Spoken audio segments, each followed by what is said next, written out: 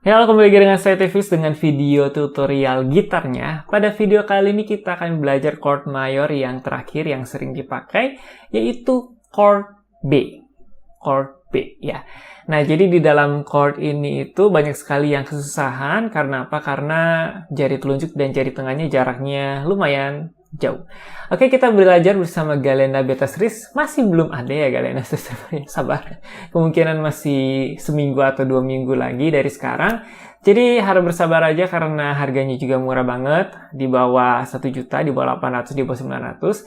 Jadi kalian dengan harga sekitar 700 ribuan itu sudah bisa dapatkan gitar yang proper buat kalian latihan di rumah. Apalagi yang newbie-newbie seperti kita ini. Oke, kita akan langsung saja belajar chord B. Kalian bisa dapatkan di nomor 1 di bawah Galena kita. Jangan lupa. Oke, sekarang kita akan coba chord B ya. Nah, yang pertama-tama kita akan menaruh jari telunjuk kita dari senar 1 sampai yang kelima di fret yang kedua di sini. Nah, kembali lagi kalau misalkan kita menekan chord gantung, telunjuknya itu harus dekat-dekat fret atau dekat-dekat besinya di sini, seperti ini. Oke, biar jangkauan jari lain itu nyampe. Jadi kita bisa tekan seperti ini, dan jari jempolnya lihat, jari telunjuknya di fret 2, jempolnya itu pasti setelah telunjuk, yang artinya plus 1. Kalau telunjuknya fret 2, jempolnya itu pasti fret yang ketiga di sini. Bukan di belakang telunjuk ya, tetapi di fret yang ketiga. Lalu di belakangnya kalau kita lihat, jari jempolnya itu di tengah-tengah neck, bukan di bawah, bukan di atas, bukan juga di bawah seperti ini, bukan.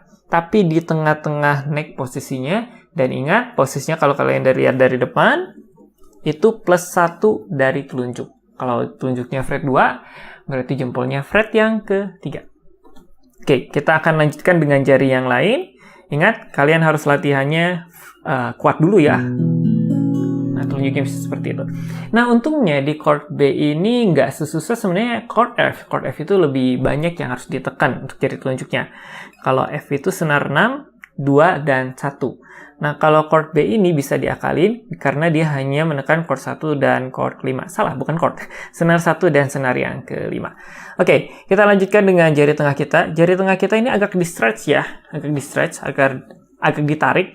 Di senar yang keempat, fret yang keempat, jari manis kita senar yang ketiga, fret yang keempat, kelingking kita senar yang kedua, fret yang keempat. Jadi kalau misalkan saya jarinya seperti ini, nah ini sangat familiar, sangat kita kenal karena ini sebenarnya adalah bentuk A. Jadi kalau misalkan kalian sudah terbiasa bentuk A-nya seperti ini, akan sangat membantu kalian kalau kalian belajar B sekarang, chord B sekarang.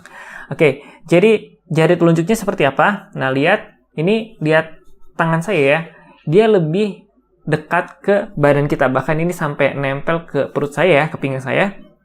Nah, supaya pada saat kita nge-stretch, itu membantu posisi telunjuk untuk mencapai fret yang kedua, seperti ini. Kalau saya posisi lengan saya tidak menyentuh pinggang atau menyentuh perut saya, akan sangat susah seperti ini. Jadi saya akan coba, tuh. Jadi jauh lebih enak ketika badan kita tersentuh dengan lengan kita. Oke. Seperti itu ya posisinya. Ingat lengannya harus masuk ke badan. Harus miring ke badan. Bukan kayak gini. Kalau kayak gini akan sangat susah untuk nge-stretch-nya, ngetariknya. Oke, jadi kita dibantu dengan posisi lengan kita. Oke, untuk membunyikannya dari senar yang kelima ke 1, bukan dari 6 ya. Dan ini banyak sekali yang salah. B-nya itu sampai senar yang ke-6. Ini sering kali salah. Jadi diingatkan, senar 1 sampai 5 aja. Ya, 1 sampai 5. Nah, dibunyikannya itu kita dari senar 5 ke 1. Oke, kalau genjrengan, kalau petikan kita tinggal 5, 3, 2, 1. Nah, dibunyikannya seperti itu.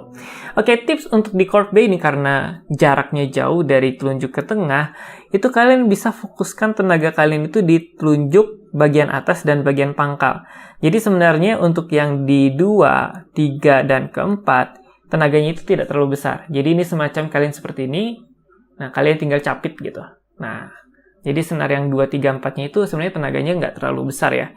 Ini saya hanya istilahnya mengeluarkan di yang tadi. salah satu dan yang kelima. Jadi begitu untuk chord B yang baik dan yang benar. Semoga membantu kalian untuk belajar chord B di video ini ya. Mantap. Oke, jadi seperti itu bagaimana kita menekan dan juga membunyikan chord B. Kalau misalnya kalian sudah bisa chord B, seharusnya untuk chord-chord gantung yang lain itu tidak menjadi masalah.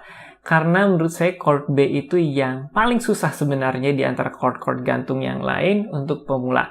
Jadi kalau misalkan kalian sudah lancar chord B, chord lain sebenarnya sudah bisa dilibas. Oke, jadi silahkan komentar di bawah mau request belajar chord apa lagi, lagu apa lagi, atau misalkan tips dan trik yang mungkin ada dalam pergitaran yang mungkin kalian mau diajarin.